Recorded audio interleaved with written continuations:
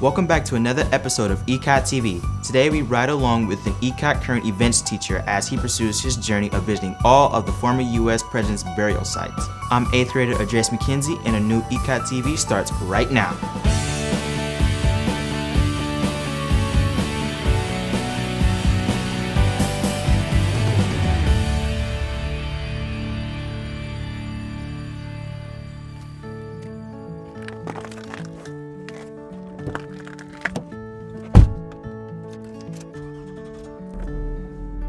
My name is Matt Old. I'm a current events teacher here at Ecot, and we're currently headed out to William McKinley's memorial in Canton, Ohio. I started off early this year visiting presidential libraries, and each of the presidents from Herbert Hoover through George W. Bush all have a presidential library. Now, many of the presidents are actually buried at their library, and I didn't know that until I went to see Gerald Ford's. I then continued going to some of the other libraries and found the same thing to be true. And I was sitting talking with some of my history teacher friends at Ecot and telling them about these libraries, and I started showing them pictures. One of them asked me, they said, "Matt, are you going to visit all the presidents' graves?" And I said, "No, not at all." They said, "Well, maybe you should." And I thought about it for half a second, and I said, "Yeah, maybe I should go do that." About 6 or 8 months later, I've been to 20 of the 38 presidential graves. It's fascinating to see that the different types of presidential grave, anything from a giant monument to just a very simple headstone.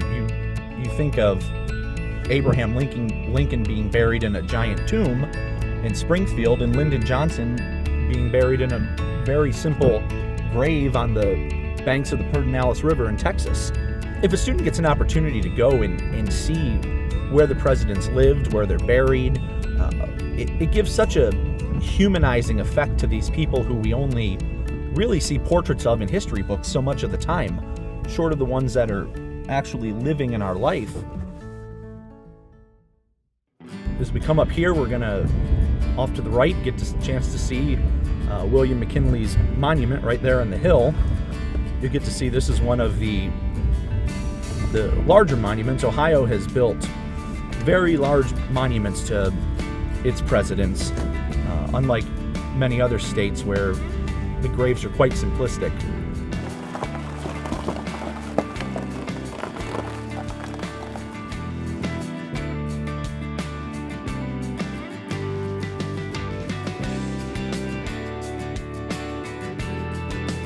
This has been a great excuse for me to travel to some of these places that I would have never went to. In the future, I plan to visit Eisenhower and Truman and Richard Nixon and just anything else I can get to if I happen to be in the neighborhood.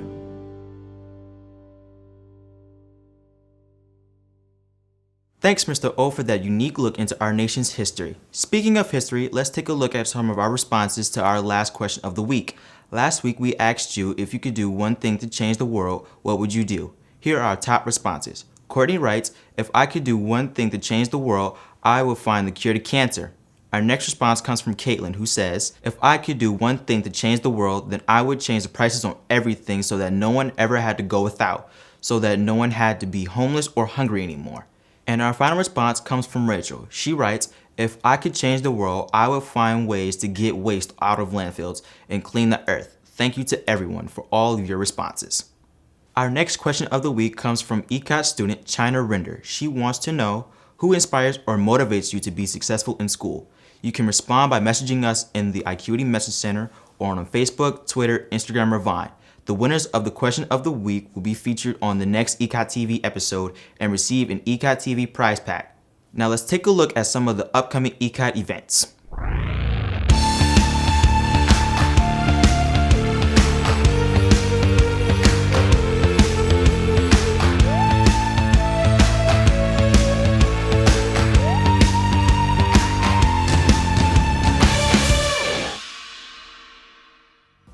That's all for this episode. Remember, if you have an interesting talent or hobby that you would like to share with our audience, please send us a message in the Ecot Message Center. If you want to see more Ecot TV, you can visit our website at ECOTtv.com for past episodes. For all of us here at Ecot TV, I'm Andreas McKenzie. Thanks for watching.